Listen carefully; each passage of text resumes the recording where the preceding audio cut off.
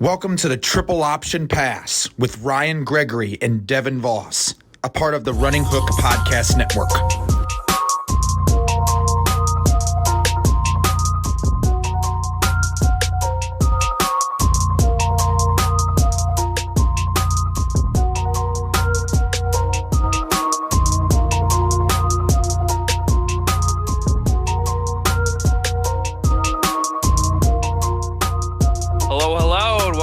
To the Triple Option Pass podcast. I am co-host Devin Voss, and I'm here with my other co-host Ryan Gregory. How are we doing today, Ryan?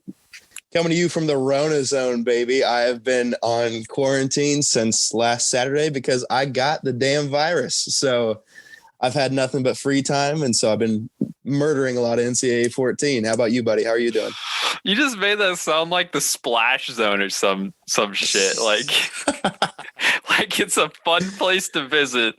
Come to the Rona Zone. Listen, man, I'm having a fine time. I'm asymptomatic, so I'm just chilling, eating, playing video games. No suffering on my part. Hey, it's quite the life. Yeah, no, I'm doing fine. You know, just cooking through school, getting pissed off at college football. You know, the whole drill. As we do. Yep.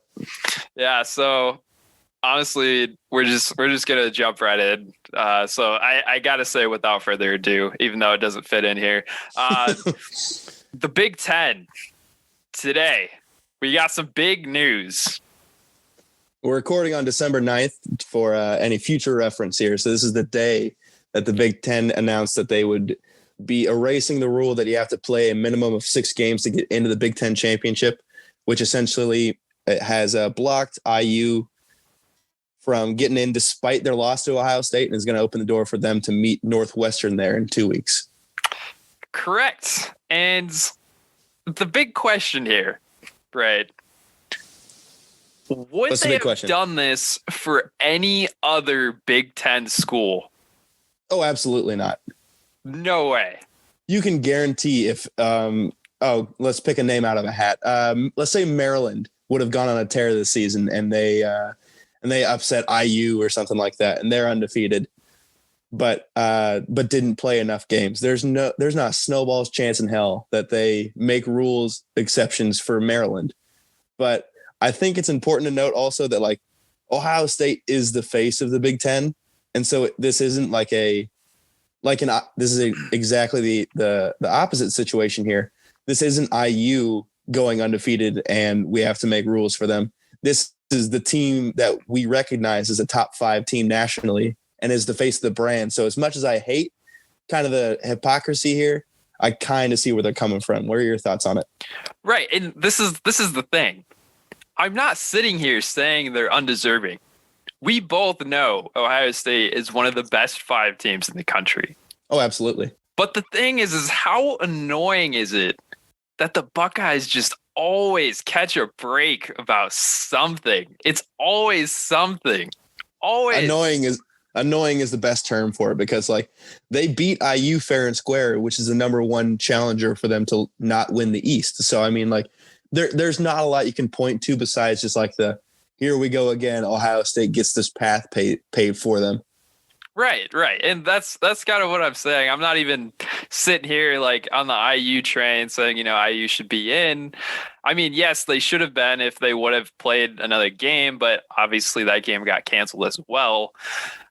It's just more of the fact that, you know, 2014, they jumped TCU and Baylor to get in the college football playoff. 2016, they impossibly 2016 was ridiculous. jump into the college football playoff over Penn State, who beat them and won the dang Big Ten championship.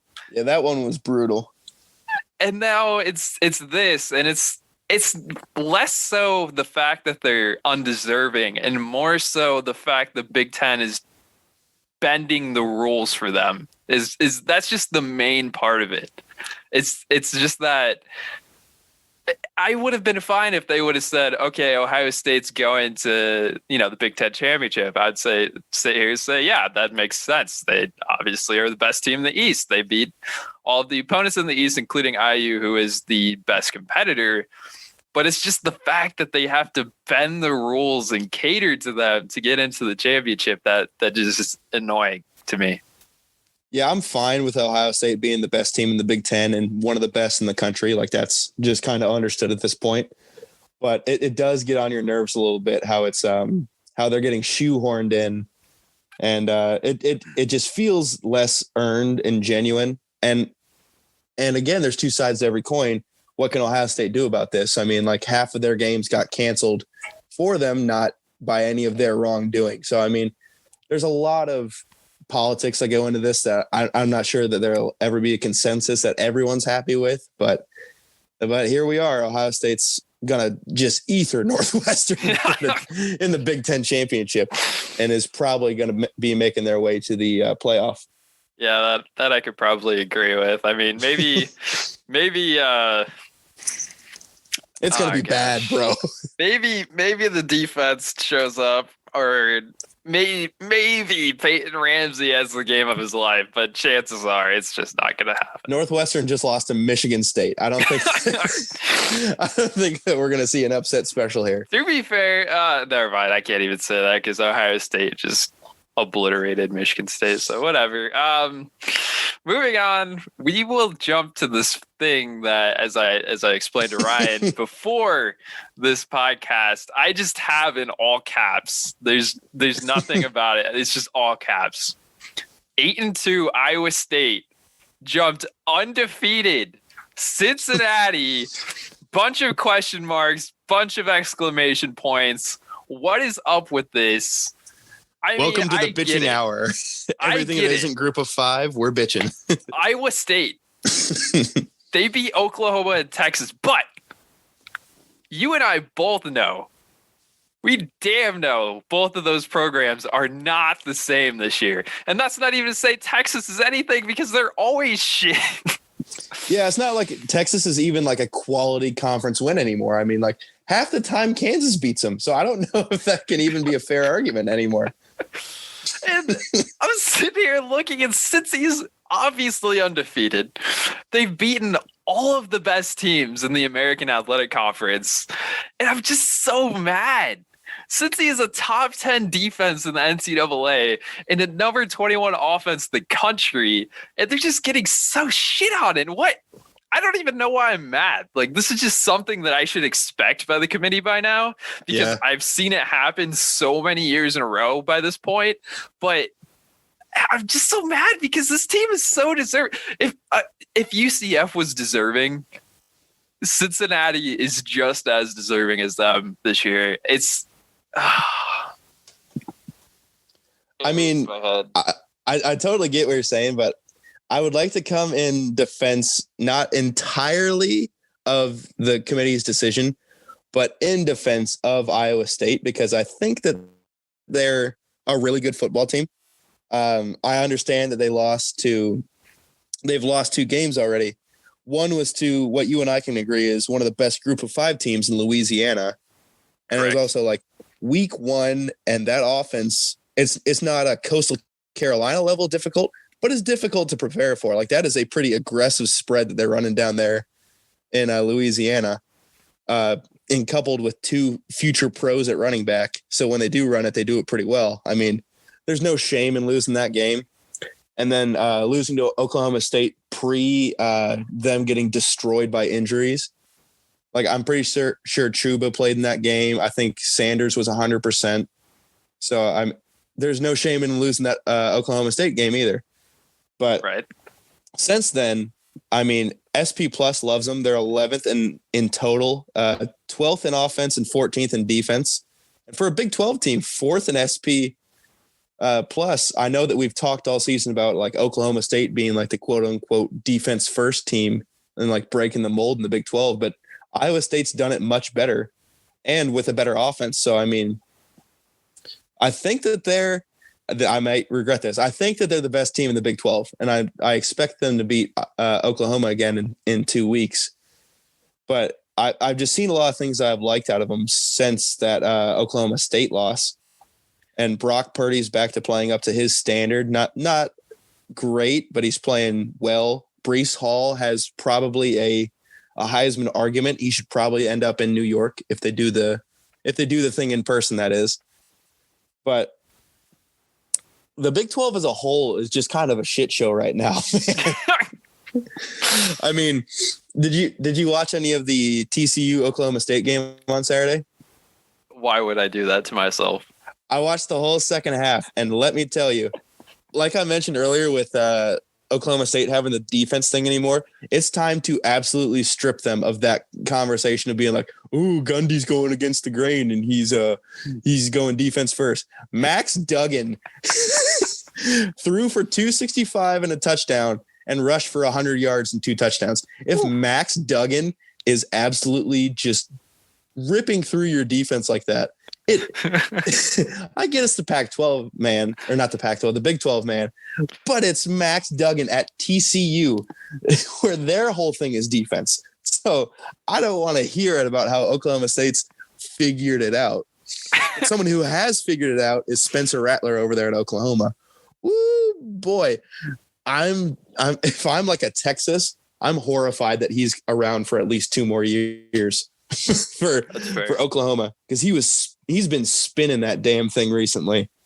That's fair. So I hope Iowa State can bring their A game for that Big 12 championship, because Oklahoma's back to a scary level of offensive production that we definitely didn't see earlier in the season. So I'm really looking forward to what could potentially be a really fun shootout, or Iowa State could pretty easily let that get away from them, and we could have one of the weirdest Big 12 seasons that we've seen in a while, in a minute. And that's saying something, because that conference is always up for grabs. Yeah, that's totally fair. And the whole Cincy thing, it's not even anything against Iowa State. Like, I swear, right. I have nothing against Iowa State. They've looked great this year, minus their 2 losses. I mean, they look like a legit team, as Ryan. They lost by 3 to Oklahoma State. I think they looked fairly good in that. They just lost the turnover battle there. Yeah, exactly. And as my lovely co-host just pointed out, all of the facts going in Iowa State's favor. I'm just saying, I just hate this freaking committee bias and discrediting American athletic teams. It's just I'm just fatigued from it, man. I am. Yeah, despite me taking the side of defending Iowa State, I still don't think that's a good enough resume to be over Cincinnati. Let's not get that twisted. I still think Cincinnati is deserving of being probably top 6 right now. They should be first 2 teams out. I agree with that, and they've not given any indication as to why they shouldn't be. There's none. Absolutely. Yeah, for those of you following for those of you following along at home, top 6 right now as it stands: Bama, Notre Dame, Clemson, Ohio State in. First 2 out are A&M and Florida in that order.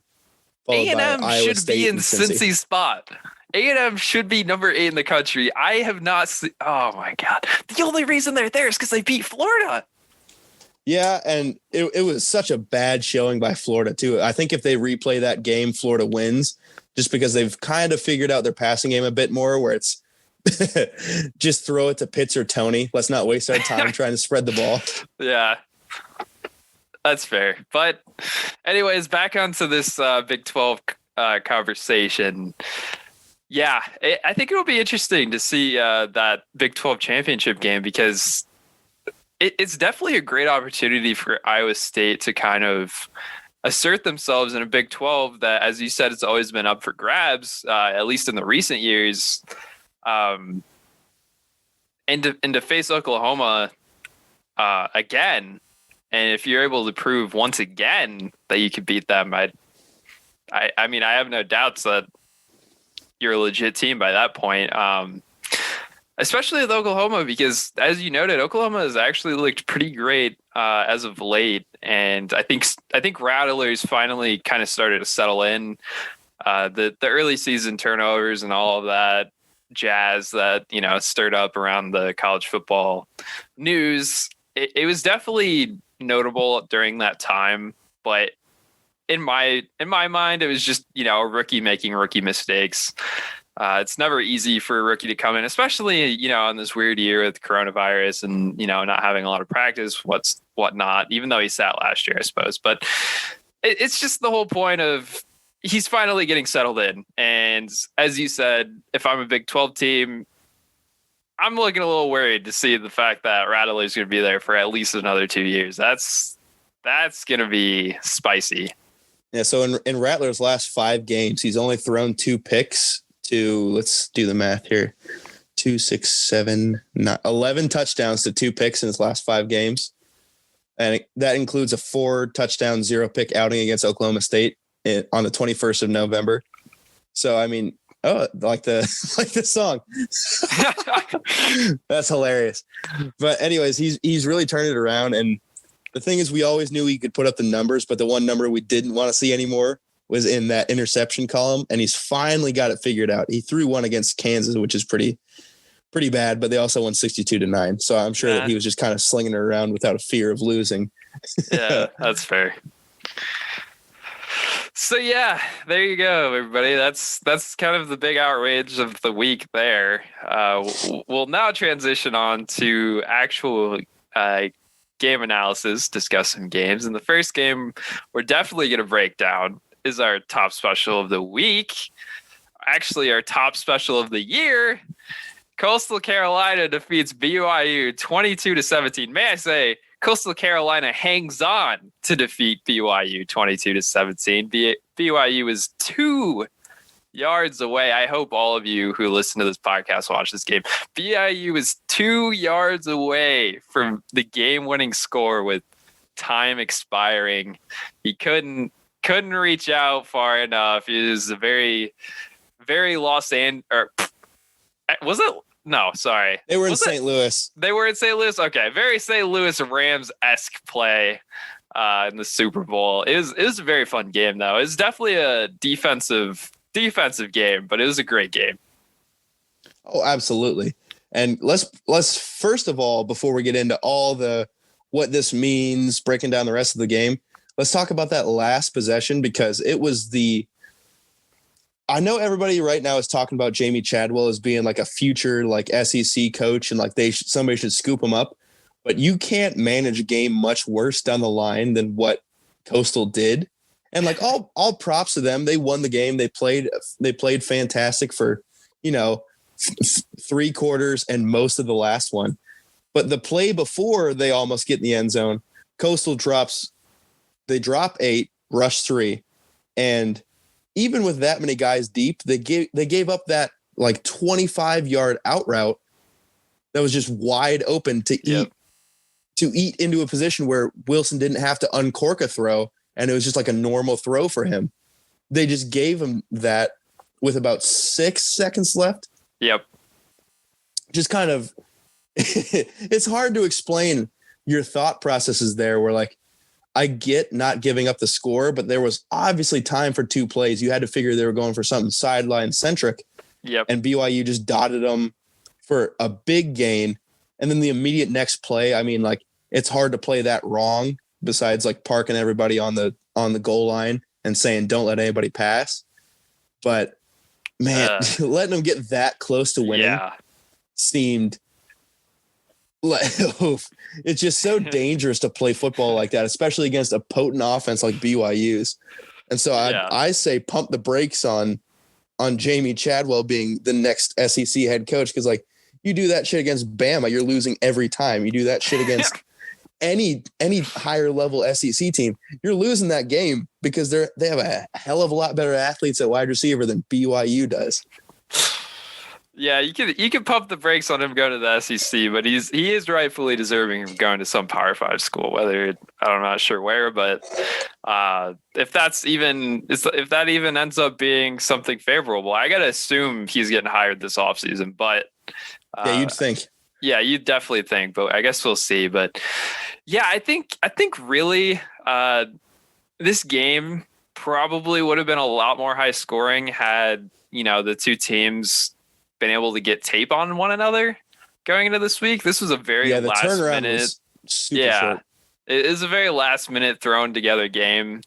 And so, you get this just just battle, really, just defensive battle. Neither team really knows what's gonna happen, and really, you look at the stat sheet and you're like, wow. You almost question, like, how did BYU lose this game? Yeah, honestly. They definitely were favorable in most statistical categories, but at the end of the day, Coastal wins, and I gotta say, this is the biggest win in Coastal Carolina history, right? 100%. Is that right? Yeah. And this replaces the biggest win in their school's history from earlier this season when they beat Louisiana. Absolutely. It's been a hell of a season for Coastal. A heck of a season, and you really love to see it. I mean, Zach Wilson did what Zach Wilson does. You know, he's 19 to 30, 240 yards, one touchdown, one interception, which is rare this year for him, but it happens. And, you know, Coastal puts up 9 in the second half to BYU's 3. Even though BYU led 14 to 13 at half, is just it was, I can't say a sloppy game, but it was just a hard-nosed game where, you know, two teams just didn't have much time to prepare for each other, and this was the result. It kind of seemed like BYU is the winner a little bit. Obviously they didn't win, but, you know, 2 yards short. I don't know, but regardless, Coastal wins, and they jumped to number 13 in the standings. Basically just replaced BYU. I think they just flipped, but yeah. Mm-hmm. What was shocking about this game was it was won and lost as games where, like, you don't really know much about your opponent, as they did. I mean, they had 3 days of prep, not even that.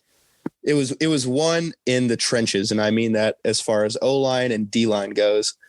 And BYU, obviously a lot bigger and a lot more future pros, or at least potential pros, on both sides of the ball. And Coastal's front seven was incredible in this game defensively. They were in Zach Wilson's face, and they had him moving like he hasn't at all this season. And I get that he's been playing Texas State and UTSA, but they had him uncomfortable for probably the first time this season. And while he still did make some of those throws that's making him a first-round draft prospect, he still was very obviously affected by some of that pressure as the game wore down. And offensively, I thought Coastal was in over their heads. I mean, you heard the announcer say it over and over in the game, how, like, their center's 5'8", and their tallest O-lineman is like 6'2". But damn it, if they didn't make some holes for him. Like, yeah. Coastal ran for, like, I think it was like 280 yards on him. Yeah. And I thought the whole game was going to be like BYU's defense showing up, and then they'd eventually win because that, you know, they have a first round quarterback. But damn, Coastal brought it on both sides of the ball. Yeah. And I was just really impressed by how they're obviously lower rated recruits there, but they've just been coached up so well. So I guess there is that's a plus to good old Chadwell's coaching resume, is like he's making lemonade out of lemons there, where he's getting the most out of that local production that maybe wasn't that highly rated out of high school. Absolutely. And you love to see it. You truly do. You love to see Coastal Carolina up to 13. I'm pretty sure at this point, most college football fans are rooting for this team. Oh yeah, they're America's team right now. Yeah, they're just the little engine that could, and damn it, they're doing it. They are absolutely doing it, and you truly do love to see it. So, may I tangent for a second on the remainder of Coastal's season? Yeah, absolutely. So next up, they have Troy. This is a pushback from, I forget when in the season. I think they were supposed to play mid-November, but it got postponed. Troy's having a super down year, and like Steve Campbell might mess around and get fired. Or no, I'm sorry. Steve Campbell was the head coach of South Alabama, who got fired because Troy beat them. But Troy's head coach might mess around and get fired this season just because they're an uncharacteristic 5-5. They lost to mid-Tennessee State. Chip Lindsey's their coach's name. I couldn't think of it. He was at one time the Sun Belt's like one of their best coaches, and now he's probably gonna end up getting fired, which is just brutal. In 10 games for Troy this season, no running back over 500 yards and only one wide receiver, Kalen Geiger with 649, is over 500. So the offense has been, to put it kindly, horrific, and they're getting held in games by their defense. And so that does not bode well for good old Troy against Coastal. So Coastal's going to ride into that championship game against Louisiana undefeated. It's already been confirmed. Both Louisiana and Coastal have locked their spots in the championship. Rematch, baby. The rematch. So in the first meeting, Coastal had 38 minutes of possession compared to the Raging Cajuns 21. And that's huge. Coastal ran 72 plays to Louisiana's 55. And Coastal played pretty much a perfect game. 0 turnovers, 1 sack, 1 QB hurry that wasn't a sack. And so that's the two main things there for Coastal, which has been their mainstay as a hybrid triple team, is they're going to hold on to the damn ball. So it's just going to come down to avoiding turnovers. And not Lafayette, I'm sorry. Oopsie. Louisiana. Oh, no. Louisiana just had a really impressive win over Appalachian State, which in any other year would be top of the line news for the Sun Belt, but Coastal's kind of hogging the spotlight right now. And I'm really looking forward to that game. A rematch where they already have in-person experience with one another. It's going to be a great game. You Raging Cajuns, you just got called your formal name. I don't know how long it's been since you've been called your formal name, but he just dropped you down to that feels bad. To the lowly Sun Belt level. He just really pushed you down the ranks, called you Louisiana Lafayette. I wrote Lafayette in my notes instead of Louisiana, so it was bad. And he just pushed you all the way down to freaking FCS ranking. I don't know what that was about, but regardless, actually, we might as well move on to another blunder of a finish. Oh, I know where this is going. Goodness, Louisiana, what the heck? You mean Marshall? No, we'll get to Marshall, but I'm going to start at Louisiana first. Louisiana beats App State 24-21 to improve to 9-1. But we need to go through the sequence of this game. Oh, okay. I see what you're saying. Okay. So the Raging Cajuns, they found themselves in another exciting finish. They've been doing this to themselves. I don't know how many times this season, but they've just had these close games. And App State leads throughout the first half. They pretty much control the whole time. They end up 10-9 at halftime. And then Louisiana takes over in the second half. And it's okay, here's the Raging Cajuns that most people have seen. They quickly get up to 24-10, and all of a sudden it all just starts falling apart. App scores, right? That's normal, but App scores, makes it 24-17, and then App forces a safety to make it 24-19. Now, here's the thing. I'd say forces a safety is a stretch. So Levi Lewis just took the long snapper issues in this game were so bad that Bill Napier was just you know what, man? Because I think 2 or 3 went over the punter's head. Yeah, it did. And what makes it worse is on the next Louisiana possession, another safety. 2 safeties in a game. I need to know how many times 2 safeties in a game has happened, because I'm sure it's a lot by this point, but that is just such a rare thing. And they made it 24-21. They get the ball back. App does. App drives all the way down the field, is in position for a field goal, and they miss with the seconds remaining, and Louisiana escapes unscathed. They survive, but oh my goodness, that was so uncharacteristic of App. Whew. Yeah, it was too, but that is just insane ending to a game. What a game! Yeah, that was on Friday night. Yeah, that. My heart would have been pounding being on either of those teams, because I can't imagine being on the Louisiana sideline and being Oh my gosh, what is happening right now? Just seeing your 24-10 lead blow away in like the weirdest way possible. And it's interesting. It's interesting for sure. Intentional safeties always blow me away. Like, I know it makes sense on paper and like all the stats are saying like that's the correct choice, but watching it happen in real time is there's nothing more consuming than just being like, hey, you're going the wrong way. Yeah, like yeah, exactly. And yeah, so Louisiana, like we just said, will meet Coastal Carolina in the Sun Belt Championship game. That'll be very fun to watch. We suggest you all watch that. And moving on to another, group of 5 game, we had this very unfortunate game right here. I need someone to play like the sad tiny violin. Rice defeated Marshall 20-0. I'm just gonna let Ryan take this one away because Marshall's his squad. So before you do that, all I can say is just what the hell? What the hell are you doing, Grant Wells? What are you doing?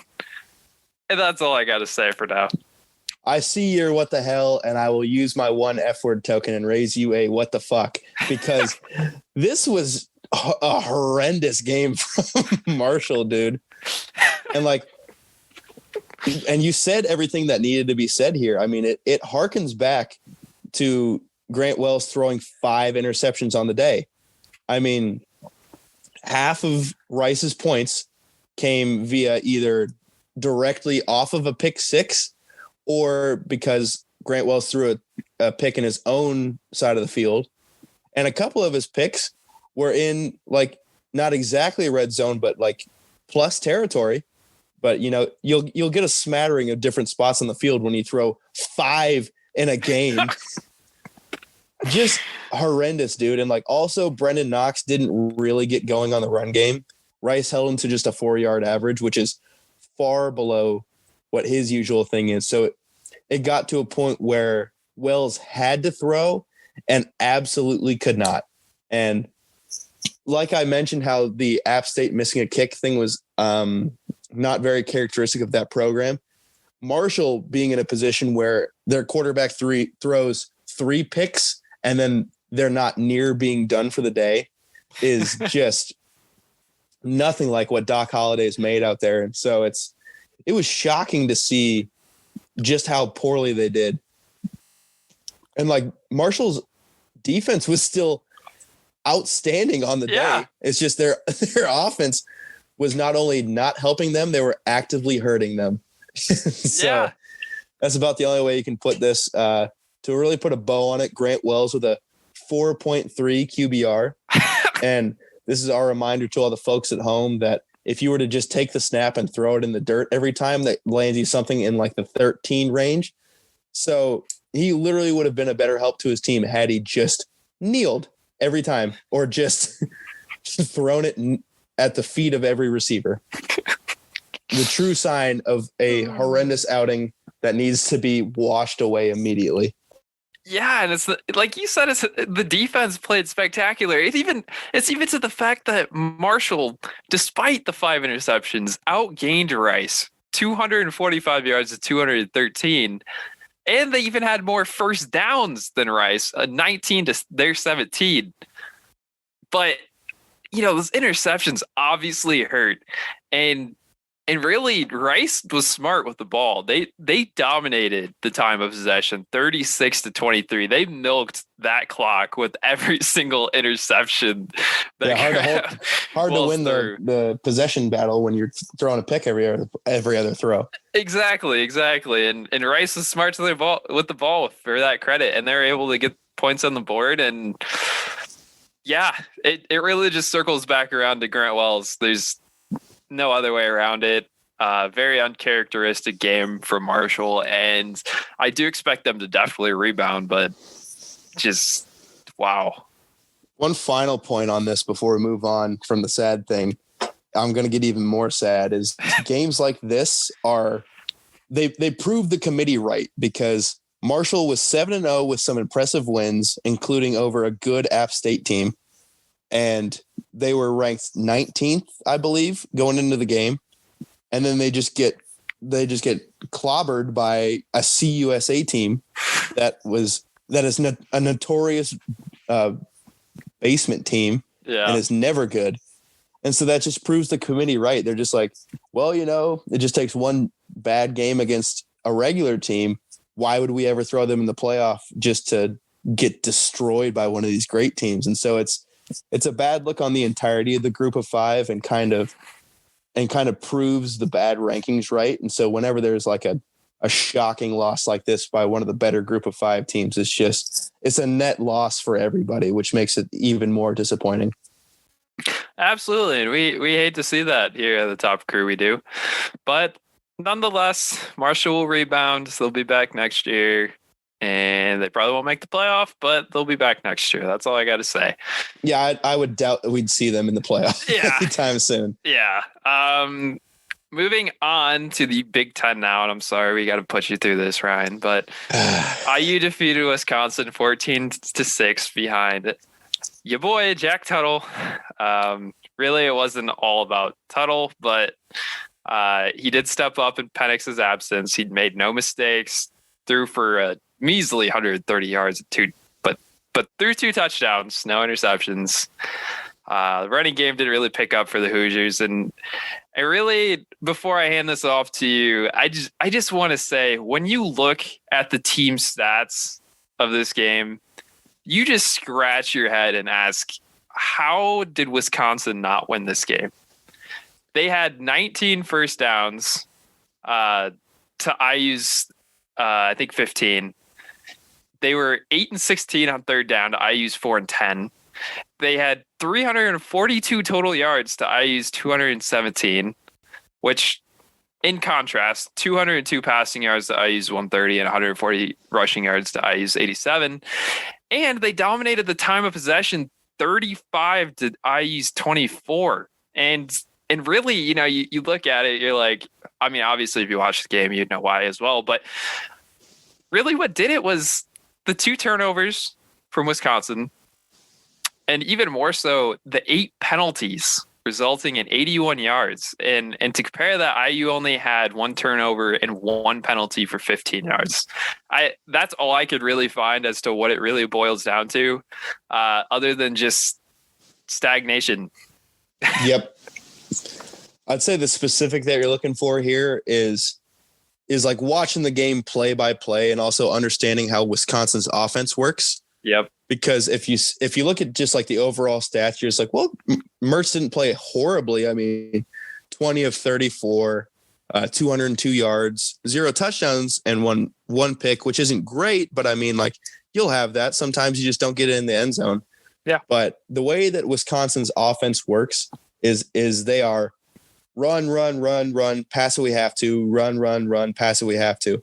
So usually you'll find a completion percentage for Wisconsin quarterbacks that's somewhere more in about the 70s or 80s realm, just because it's, hey, we need 6 here, we're going to run a slant, or it's, hey, we have to get to second down yardage, we're going to throw an out route or something like that.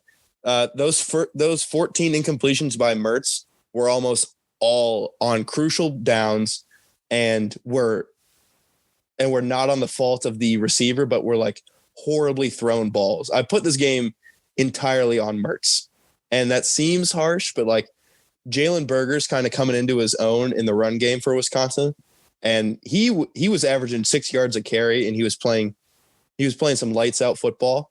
But Mertz just missed so many opportunities that if he hits half of those balls that he threw at guys' feet, I think Wisconsin at least accidentally scores one more touchdown, and we're at least going to overtime. Like, this was just a horrendous game to watch if you like points. But Wisconsin's defense is still damn good. Like, even after this game, they're second in the nation in SP plus behind only Clemson.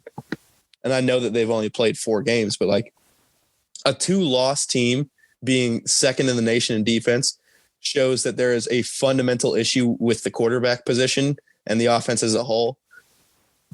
And so Mertz has just been, I think we all got a little bit too bought into a win over Illinois.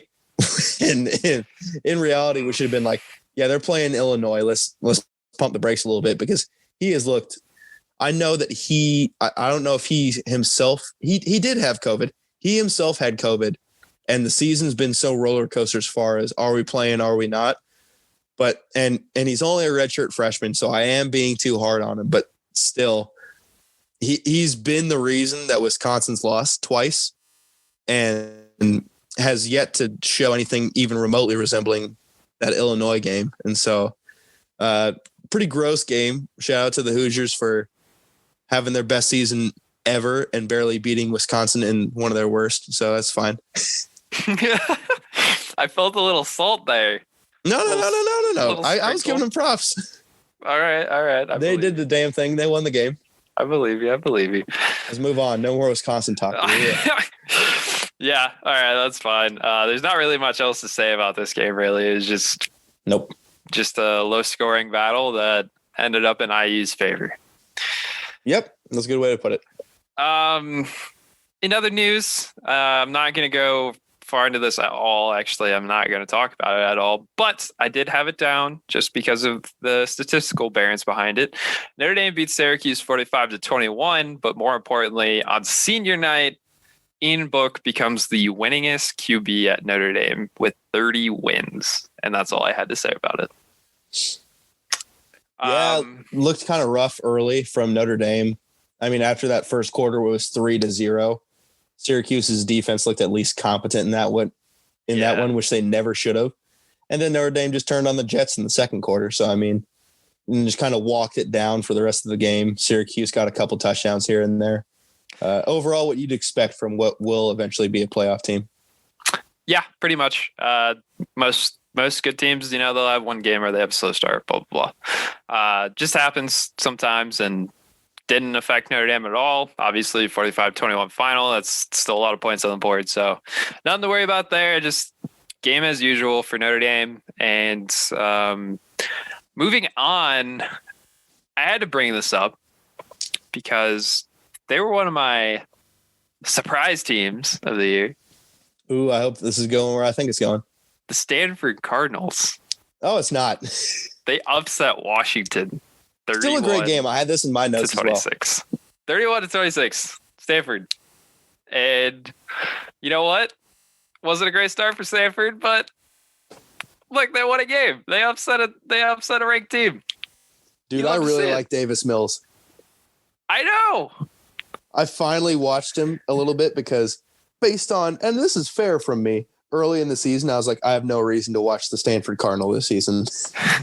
But after this one, I was like, all right, fine. You got me. I'll go back and watch. And I really like where he puts the ball.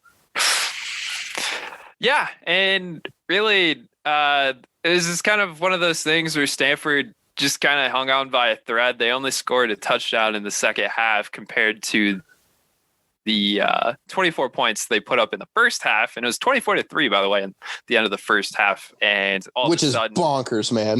Yeah. And Washington storms back, but just couldn't get it done in the end. And Davis Mills, he was 20-30, 252 yards, one touchdown, no picks. More importantly, Austin Jones just ran the damn ball. 31 carries, 138 yards, 2 touchdowns. I mean, really, not a bad game on either side. It was just more so Washington couldn't get it clicking until, it was too late. And so that's pretty much how it ended for them. And Stanford gets a big win. Probably their biggest win in like 2 years now. Oh, this is absolutely their best win they've had in a while. Stanford's been slipping for a minute, and they really needed this one. Yeah, they did. They definitely did. And more on the Pac-12. Cal shockingly upsets Oregon 21-17. Dude, the Pac-12 is such a joke this season. Okay, come on, Ryan. When aren't they a joke? They're always a joke, but they're especially jokey this season. I can't put it into words. Cal has looked horrible this season. and then they beat who I thought was by far the best team in the conference. I don't know what to say anymore. Welcome now Oregon's to the 3-2 with losses to Oregon State and Cal, and what I thought would be one of Oregon's better years in recent memory. Welcome to the Pac-12, where teams just eat themselves more than any other freaking conference, even more than the Big 12 they do. It's brutal. It's brutal being in the Pac-12. Ever since freaking Chip Kelly left, it's just been a blunder of teams just eating at each other, not able to send a representative at all. It's rough. Something of note here, Penei Sewell's little brother, Noah, a true freshman, a 5-star out of high school, led Oregon in tackles this game as a true freshman. Man, they're so blessed that those two kids chose their school because Noah's going to end up being a first-round pick as well. And, oh boy, that's the only positive thing you can say about Oregon this game, though. I mean, like, just not great, man.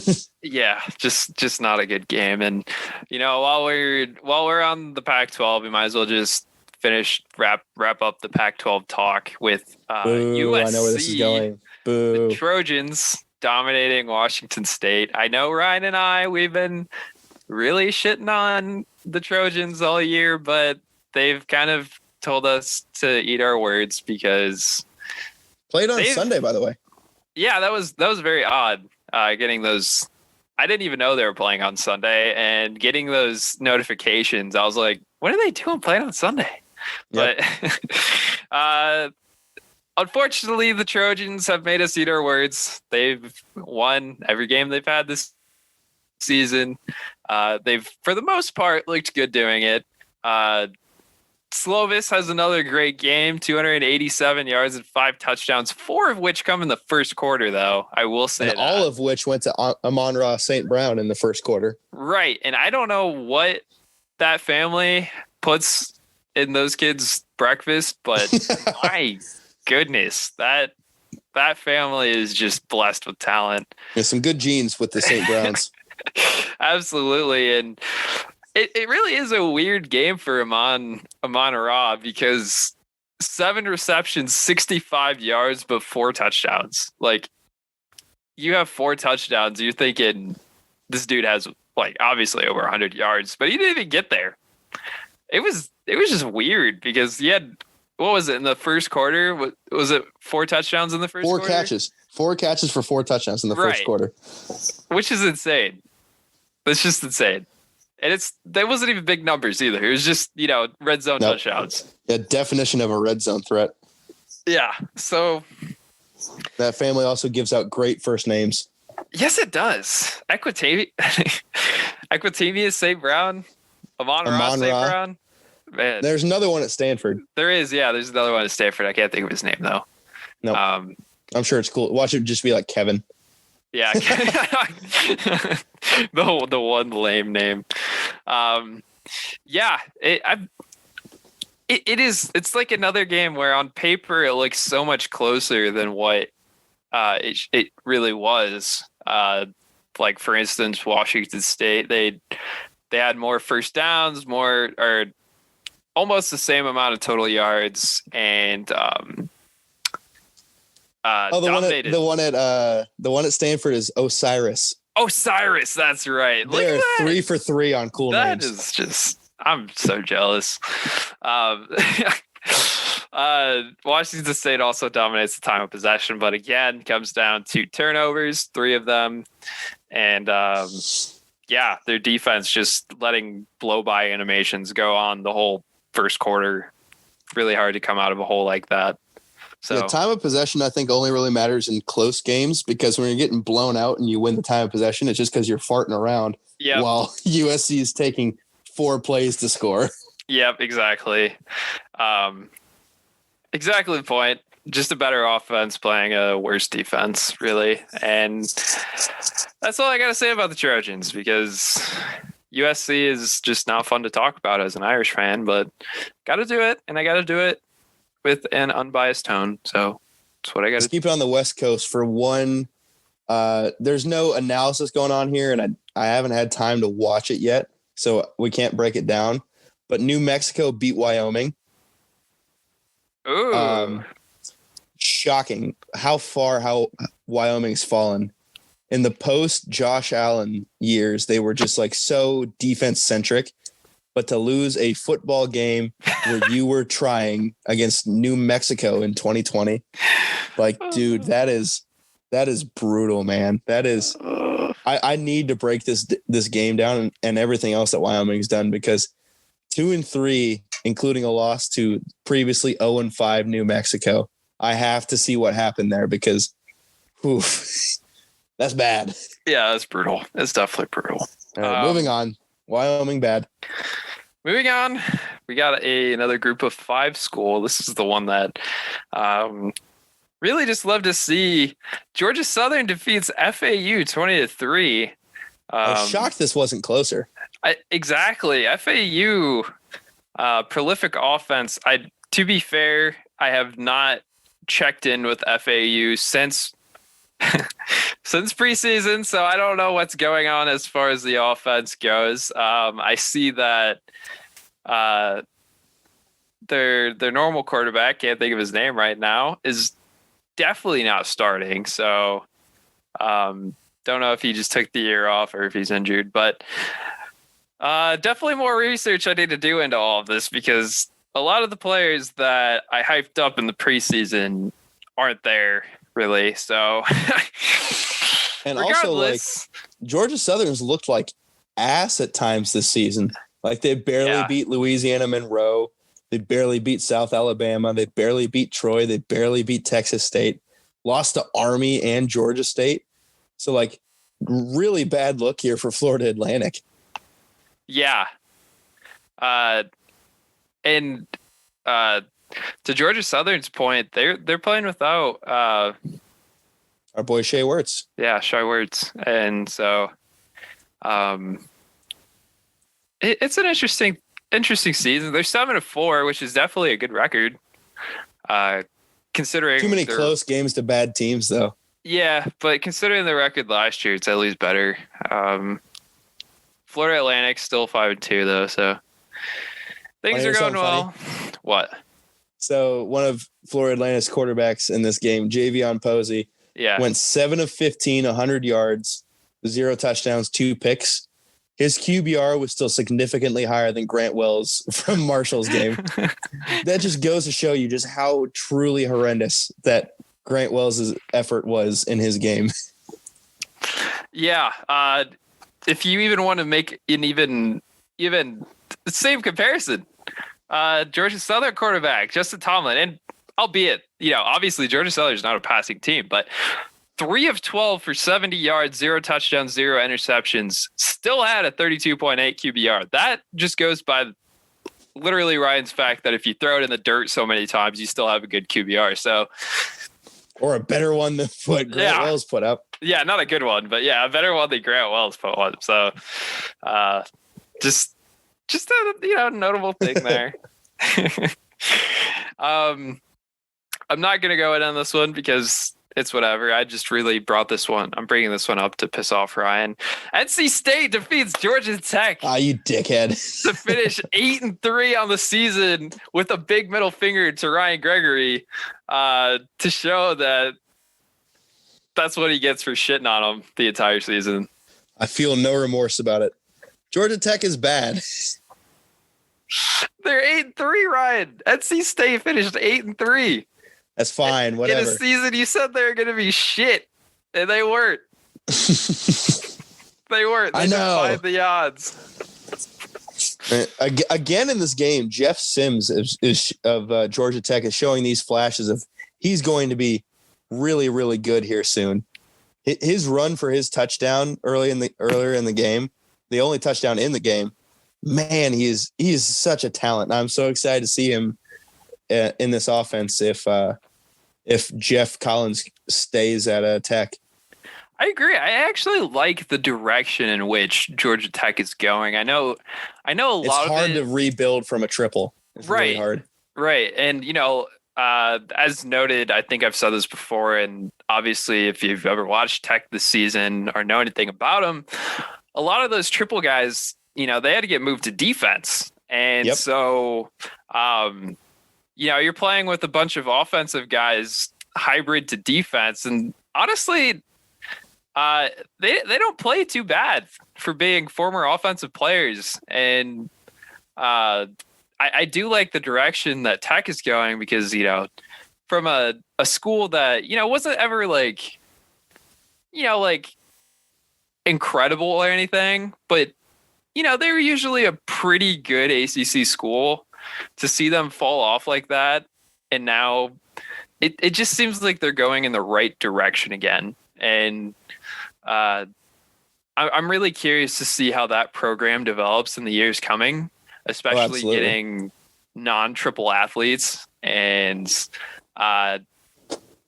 ditching the Russell Athletics jerseys, which I know people may not think about it, but it truly does matter for athletes. Branding really, really does matter, and having a Russell Athletics brand. And I'll give it to this. Georgia, Atlanta is where Russell Athletics, I believe, is headquartered. But true.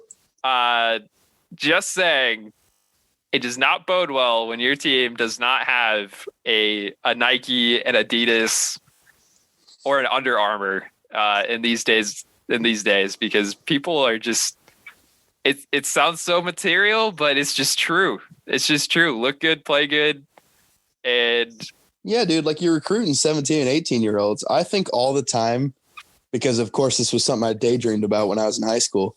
Like, how hard would it be to say no to like Virginia Tech and be able to enter every home game to enter Sandman?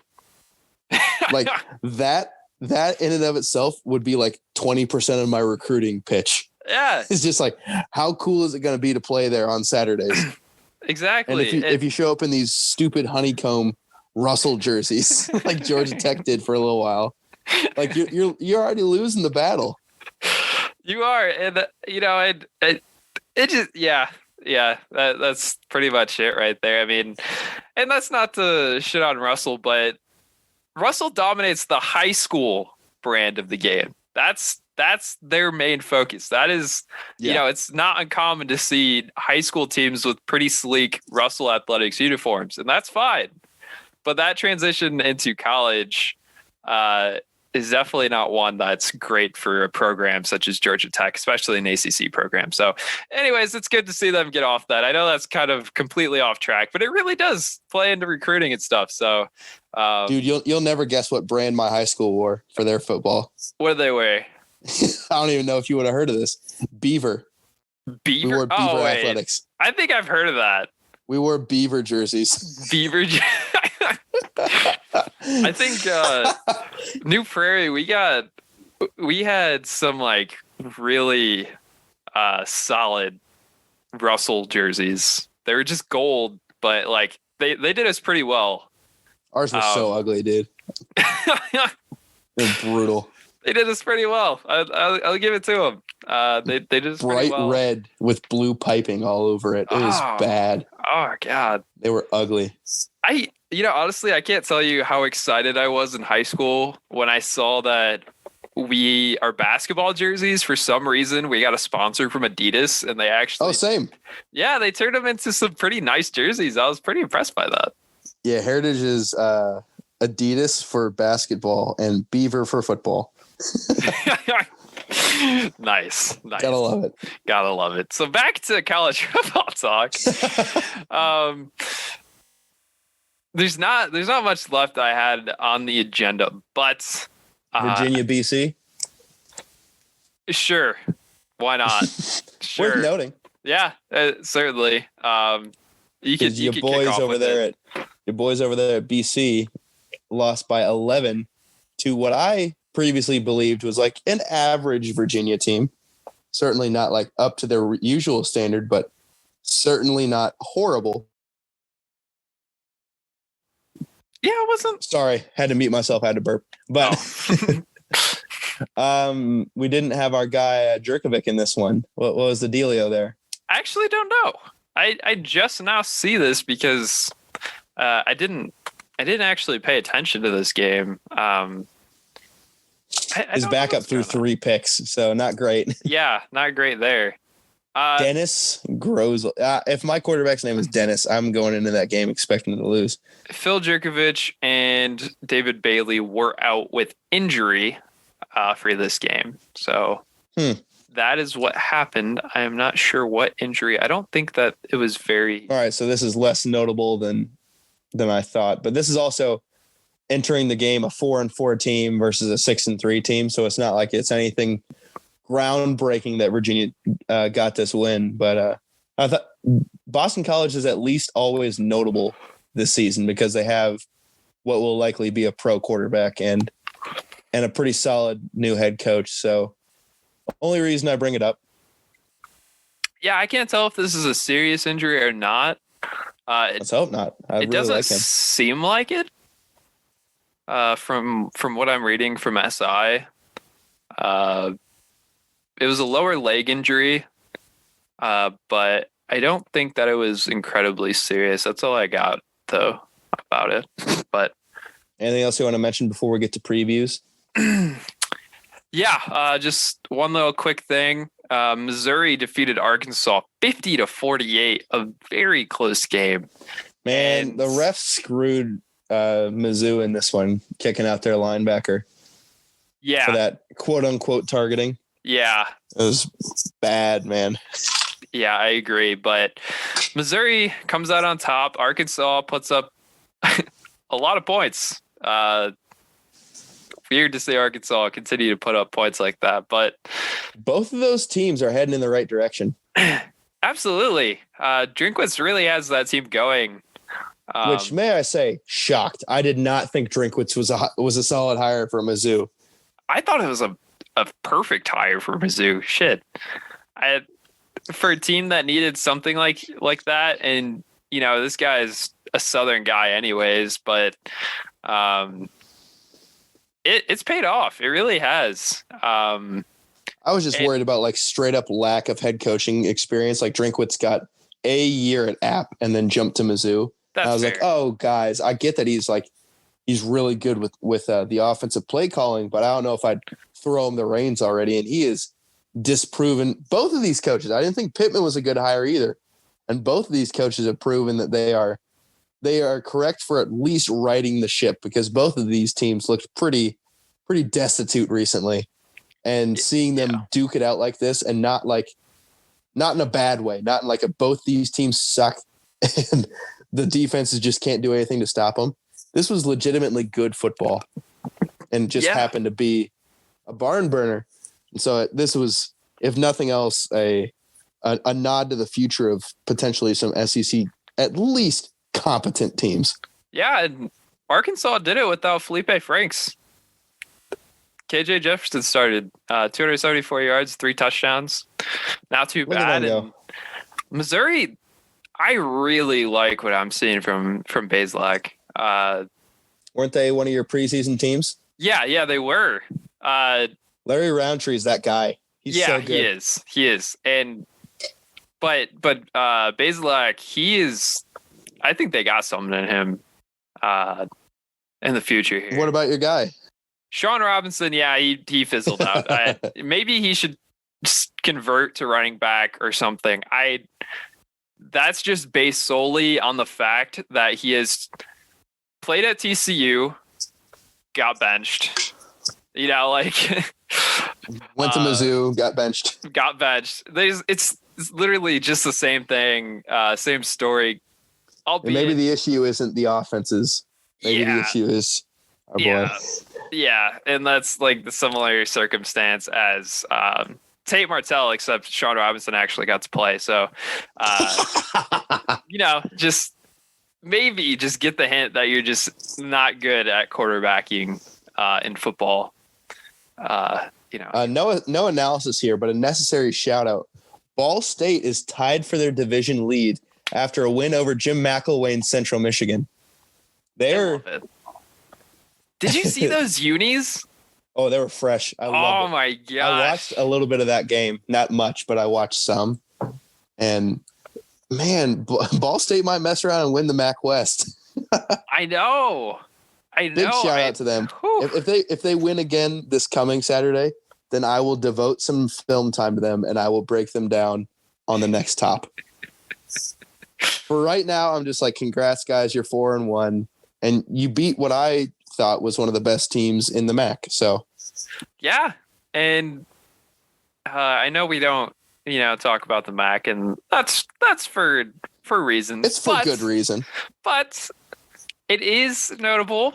Buffalo became ranked. Buffalo's damn good for the first they got time ranked by the AP.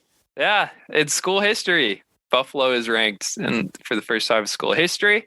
Kent State's 3-1. They've looked pretty well. Dustin Crum for Heisman, baby. He is so good. He is very good.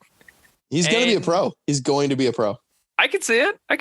There's a lot of little Kent State guys that end up making the pros. Now, I didn't say starter in the pros, but Dustin Crum will be a pro. That's true. But Kent State, they breed some quarterbacks, man. They do. They truly do. Who's their quarterback immediately before Crum? That runner that was super fun. Oh, yeah. I don't fucking... Kent State never won, but they were always at least fun because, man, what was his name? I don't know. It's going to kill me, but... Yeah, the MAC's actually was a looked hell good of a this time. year. The MAC has looked good this year. Western Michigan's 4-1 as well. I'm gonna go find this guy real quick as you buy some time for me. Yeah, the MAC has more winning schools than probably what they did last year so far. Woody Barrett just ran the damn thing and threw it when he had to. Loved him. Yeah, that's the difference. Is Crum can throw and run. So yeah, he is a horrifying person. Love to see it. He's a great player. All right. Anything else we need to mention here? No, I think that pretty much wraps it all up. This has definitely been a fun one. Really good to just get some of my aggression out early on. You should have heard him before we got into this. Oh man, just fired up about Cincy, Iowa State. I really was. There's a lot of F-bombs. We're glad that it probably didn't air because there had been a lot of work that our producer and Alex Burr would have to do. And so he's probably a little happy he doesn't have to do any editing there. And so, yeah, I just this is a really good episode. Great to get back to it. Yeah, man, feels good. Yeah, definitely needed the break from school to sit down and do this. So yeah, definitely a great time with you, Ryan, and this has been a great episode. Bud. And make sure to follow us on Twitter. Give us any recommendations if you do so choose. And yeah, I think that pretty much wraps it up. So let's go. It's been a live podcast from the Rona Zone. From the Rona Zone. Yeah. All so right. Let's go, Cincy. Have a great probably weekend. And yeah, have fun. We'll catch you later.